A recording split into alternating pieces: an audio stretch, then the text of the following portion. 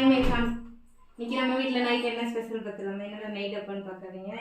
வச்சிருக்கிறது ரசம், இதுக்கு எதுக்கு நெய்? ரசம் வச்சனா உப்பு பருப்புக்கு நெய்.